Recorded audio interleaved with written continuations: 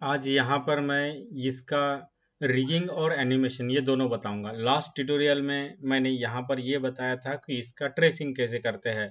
तो बफेलो का ट्रेसिंग हमारे पास रेडी है और इसका अभी मुझे रिगिंग और एनिमेशन करना है। तो रिगिंग करने के लिए मैं हेड पर क्लिक करके एक तो राइट क्लिक कर कर भी इसको कन्वर्ट टू सिंबल कर सकते हैं, या कीबोर्ड में हमारे जो F8 की होती है उसको प्रेस कर कर भी हम इसको कन्वर्ट टू सिंबल कर सकते हैं।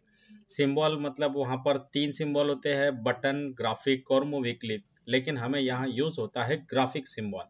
सो यहाँ पर इसका मैंने हेड नाम से इसका एक ग्राफिक बना लिया है और यहाँ पर पैर इसके शेप में है। तो पैरों को जैसे हम पहले एनिमेशन के लिए रिग बनाते थे, तीन टुकड़े वगैरह, यहाँ ऐसे करने की कोई ज़रूरत नहीं है क्योंकि ये एडवांस रिगिंग है।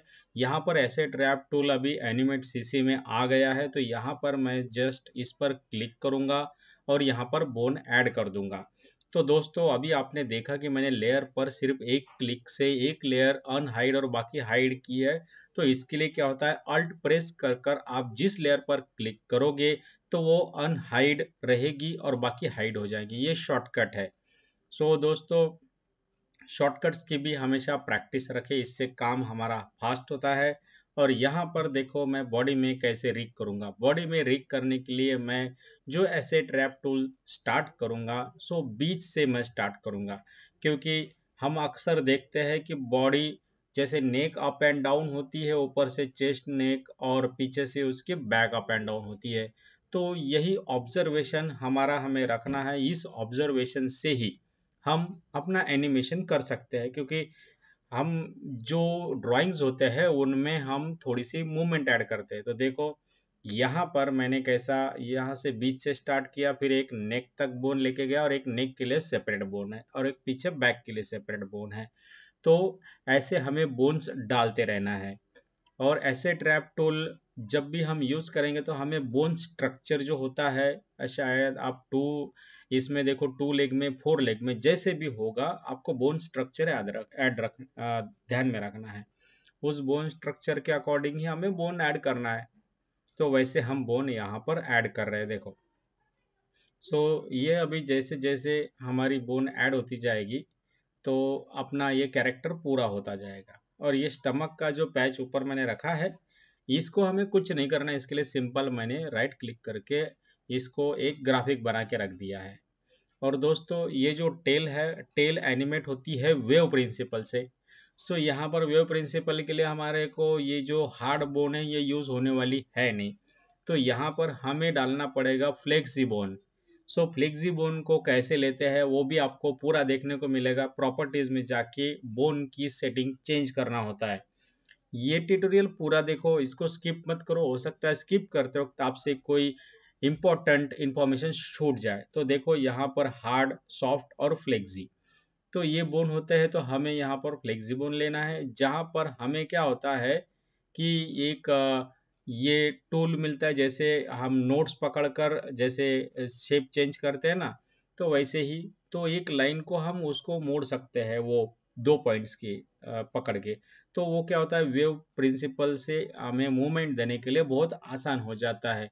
सो ऐसे ट्रैप टूल आने के कारण हमारा काफ़ी काम आसान हो गया। जो रिगिंग में टाइम जाता था वो रिगिंग में टाइम नहीं जाता है और हम जल्दी एनिमेशन कर सकते हैं। अगर हमारा छोटा प्रोडक्शन हाउस है और हमें जल्दी वहाँ पर ये चाहिए वॉक या जो भी एनिमेशन चाहिए, तो वहाँ के लिए हम तो इसको डेफिनेटली यूज कर सकते हैं। देखो यहाँ पर जो अभी लेग्स पर्सपेक्टिव में जाएंगे तो मुझे पता है कि जैसे टोज होंगे इनके, तो पीछे का पार्ट दिखेगा, आगे का पार्ट दिखेगा, लेकिन मैं यहाँ ये नहीं करूँगा।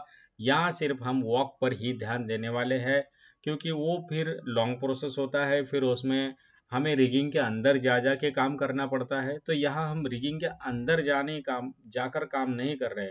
ग्राफिक के अंदर हम सिर्फ ऊपर ही इसको एक वॉक साइकिल का एनिमेशन ऐड कर रहे हैं। तो वॉक साइकिल का एनिमेशन ऐड करने के लिए मैं यहाँ एक प्लेन ड्रॉ कर लूँगा, जैसे एक बॉक्स।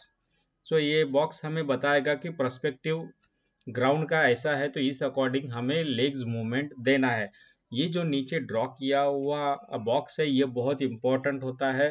सो इस बॉक्स को पर्सपेक्टिव में हमें ड्राइंग देने के लिए हमें बहुत मदद मिलती है इस बॉक्स की। अभी यहाँ पर मैं की फ्रेम ऐड करूँगा, तो की फ्रेम कैसे ऐड करूँगा, मैंने 30 फ्रेम का एनिमेशन करना है मुझे, तो फर्स्ट और लास्ट वाली की सेम रहेगी और 15 पर जो की रहेगी वो फर्स्ट की अपोजिट की रहेगी। मतलब पहले इसका राइट लेग आगे था, लेफ्ट लेग पीछे था। 15 पर क्या होगा, 15 पर ऐसा होगा कि लेफ्ट राइट लेग पीछे जाएगा और लेफ्ट लेग आगे आएगा। सेम बैक लेग्स के लिए भी यही होगा। सो ये ध्यान में रखो और ये ध्यान में रख के हमें अपना एनिमेशन करना है। लेकिन जब भी हम 4 लेग की वॉक साइकिल करते हैं तो उसमें आपने ध्यान में रखना है कि जैसे ये बफेलो का अभी राइट लेग पीछे है आगे वाला, तो पीछे वाला आगे रहेगा, मतलब अपोजिट पोजीशन रहती है। ये अपोजिट पोजीशन ही हमें थोड़ा सा उसका लाइव फीलिंग दे देती है। ये ध्यान में हमें रखना है। और यहाँ पर हम पहली की दे देंगे 5 पे, दूसरी रहेगी 10 पे। सो ये नंबर भी हमें यहाँ पर देखना है। और जैसे ही हम अभी फर्स्ट पोजीशन तो हमारी मिल गई है, अभी हमें इसको अप एंड डाउन करना है। तो लेकिन अप एंड डाउन करते वक्त हमें ये ध्यान में रखना है कि पूरी कीज पहले डाल के रख देना है, नहीं तो आपने पहली 4 की में काम किया फिर दूसरी की में काम करोगे, हो सकता है कि वहाँ का अप एंड डाउन थोड़ा सा कम ज़्यादा हो गया तो भी वो बफेलो अच्छे से वॉक करते हुए नहीं दिखेगी। इसके लिए मैंने देखो हर जगह कीज ऐड कर दी है। तो अभी मैं इसको जितना मैंने पहले की में अप लिया था उतना ही मैं यहाँ पे अप ले लूंगा और डाउन ले लूंगा। और जैसे ही ये बफेलो नीचे जाने के बाद क्या होगी, जैसे नीचे जाएगी तो लेग आगे की तरफ बेंड होगा, ठीक है, और पीछे का लेग पीछे की तरफ जाएगा। सो ये चीज़ें हैं, ये ऑब्जर्वेशन से हम जल्दी सीख लेते हैं। नेचर में हमें बहुत कुछ सीखने को मिलता है, हमारे आजू बाजू में बहुत सारी चीज़ें होती रहती है, एनिमल्स चलते रहते हैं, 2 लेग वॉक साइकिल्स होती रहती है, कोई कार चलाता रहता है, कोई बाइक चला, ऐसे बहुत सारी चीज़ें हमारे सराउंडिंग होती रहती है और हम उसको देखते हैं। लेकिन अभी उसको सिर्फ देखना ही नहीं है, उसको ऑब्जर्व करना है एनिमेशन के हिसाब से कि आप इसको एनिमेट कैसे करोगे, एनिमेशन के लिए हम इसको कैसे यूज करेंगे। तो इस ऑब्जर्वेशन से भी बहुत सारी चीज़ें सीखी जा सकती है। और ये जो बोन आई है ऐसे ट्रैप टूल, इससे तो सच में बहुत सारा काम हमारा कम हो चुका है और आसानी से हम इसको एनिमेट कर सकते हैं। ये जब आप इस पर क्लिक करते हो तो बोन जैसे येलो हाईलाइट होती है, मतलब वो बोन एक्टिवेट हो चुकी है। वहां से आप उसको रोटेट कर सकते हो, स्ट्रेच एंड स्क्वैश कर सकते हो।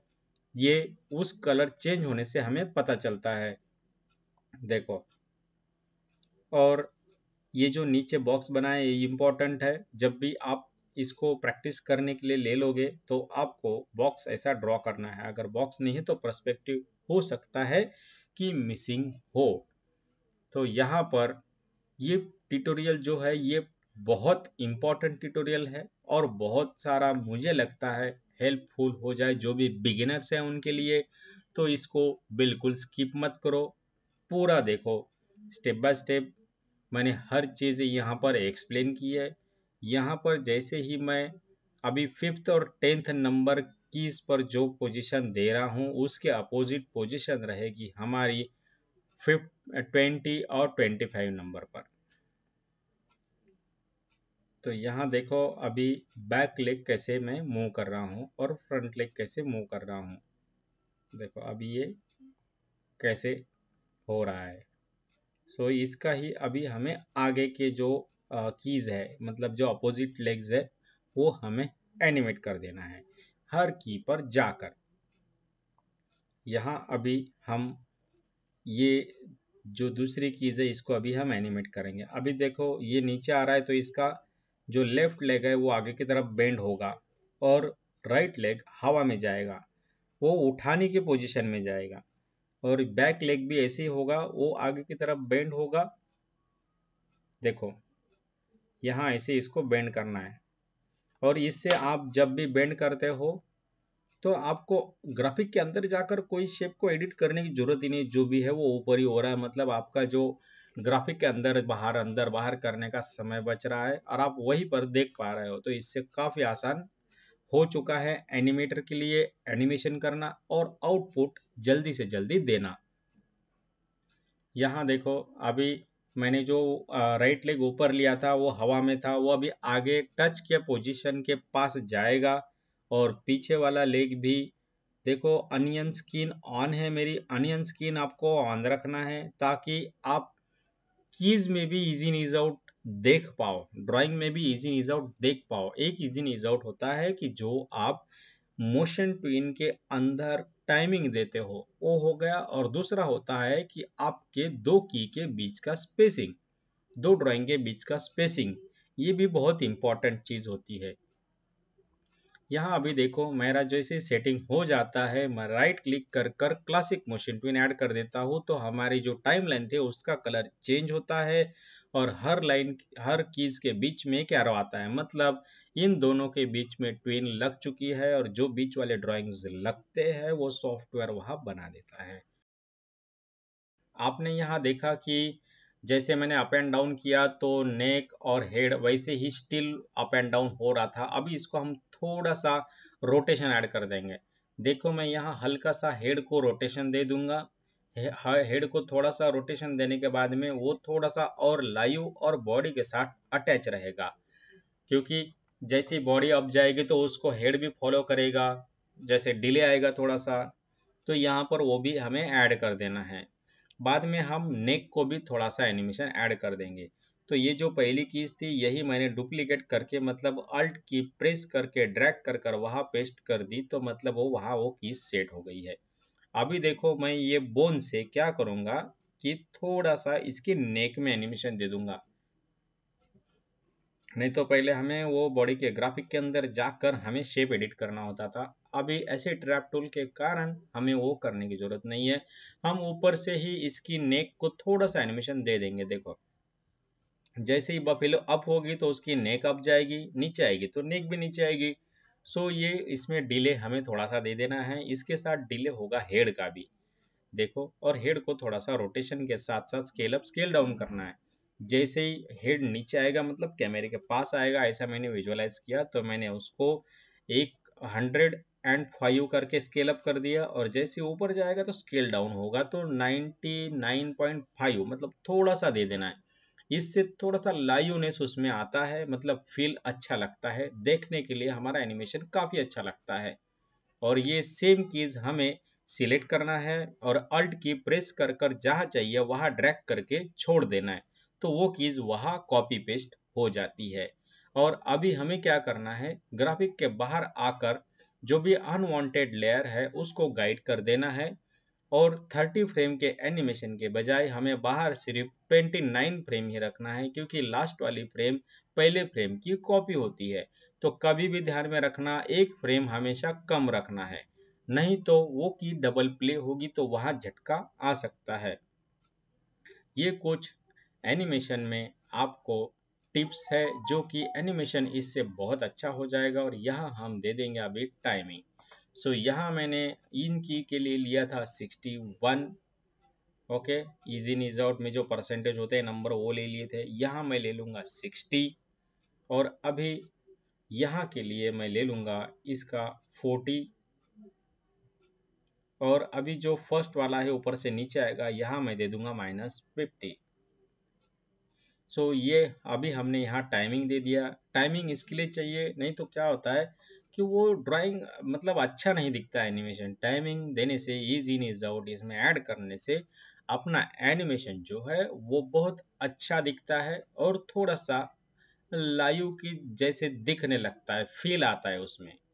सो ये देखो कितनी अच्छी यहाँ पर ये बफेलो चल रही है, लेकिन अभी आपने देखा इसकी टेल एकदम रिजिड है, हार्ड है, वैसी ही है।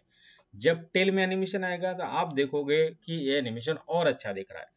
दोस्तों एनिमेशन बहुत अच्छी चीज है, इसमें आप जितना करते जाओगे उतना ये कैरेक्टर एनिमेशन अच्छा होता जाएगा। लेकिन दोस्तों ये भी ध्यान रखना, आप जितना काम करते जाओगे आपका टाइम उसमें जाता जाएगा। टाइम हमारे पास लिमिटेड है, इसके लिए हमें सोचना है कि किस में कितना टाइम देना है। अगर आपके पास अपने टाइम का मैनेजमेंट है किस में कितना देना है तो आप कम समय में बहुत अच्छा एनिमेशन जरूर कर पाओगे। और आपका एनिमेशन भी बहुत अच्छा दिखने लगेगा। सो इसके लिए अपने टाइम का मैनेजमेंट करें और जहाँ पर जितना करना है उतना करें और अपना टाइम सेव करें और काम जल्दी से जल्दी पूरा करें। यहाँ पर देखो अभी मैं फ्लेक्सिबोन के माध्यम से अभी टेल को जो वेव एनिमेशन देना है वो कितना आसान हो गया है। नहीं तो आप लोग अगर प्रोडक्शन में आपने काम किया तो आपको पता है कि अंदर जाकर शेप देना होता है, शेप बैठता नहीं, फिर हिंट लगाना होता है। सो यहाँ पर ये हमें बहुत अच्छी चीज़ मिल चुकी है, ऐसे ट्रैप टूल। इससे हम अपना एनिमेशन अच्छे से जल्दी ख़त्म कर सकते हैं। इससे बेनिफिट ये भी हो सकता है दोस्तों, अगर आपके माइंड में अपनी कुछ स्टोरी बनाने की है लेकिन आपके पास मैन पावर की कमी है, आप खुद करना चाहते हैं, तो इससे क्या होगा, ऐसे ट्रैप टूल से जल्दी जल्दी आपके लिए एनिमेशन बनता जाएगा। सो इससे क्या होगा, आप अपना खुद का प्रोडक्शन जल्दी से जल्दी बना पाओगे कम मैन पावर के साथ। यहाँ पर देखो अभी टेल को मैं कैसे कैसे इसको वेव दे रहा हूँ, वेव प्रिंसिपल इसमें मैं ऐड कर रहा हूँ और फ्लेक्सिबोन से ये बहुत आसान हो चुका है। आपको ये बस ऑब्जर्व करना है, ऑब्जर्व से आपकी चीज़ें मतलब एनिमेशन की चीज़ें समझ में आती है और बाकी तो आपके प्रिंसिपल्स होते हैं। फर्स्ट की लास्ट की तक ड्रैग करके छोड़ देना है, अल्ट प्रेस करके, तो वो वहाँ कॉपी पेस्ट हो जाती है। अभी देखो टेल भी हमारी एनिमेट हो चुकी है और हमारी बफेलो यहाँ एनिमेट हो चुकी है। ये ट्यूटोरियल आपने पूरा देखा, इसके लिए मैं आपको बहुत बहुत धन्यवाद देता हूँ और ये ट्यूटोरियल अपने दोस्तों के साथ जरूर शेयर करें और ये वीडियो को ज़्यादा से ज़्यादा लोगों तक जरूर पहुँचाएं।